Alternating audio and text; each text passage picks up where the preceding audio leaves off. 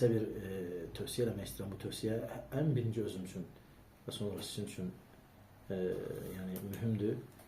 İnsan dəvətinin, hər bir dəvətçi, hər bir dəvət edən dəvətinin əsərlərini, dəvətinin nəticələrini və Allah Taala'nın dəvətçiyə etdiyi yardımı həmən gözləməsin.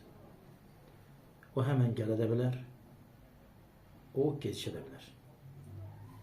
Yəni Allah Subhanahu wa Taala sənin etdiyin dəvətə, ola bilər sən sağ ikən heç bir bərəkət verməsin. Heç bir xeyir olmasın.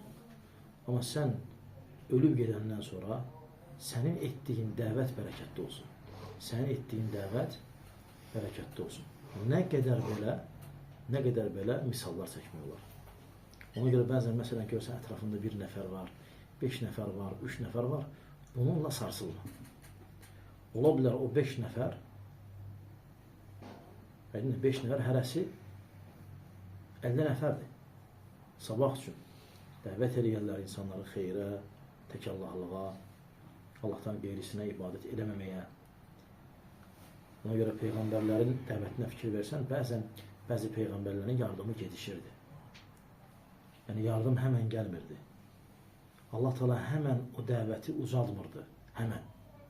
Müəyyən imtihanlara, müəyyən ibtilalara, müəyyən bəlalara məruz qoyurdu və sonra Allah Teala öz qalibiyyətini göndərirdi.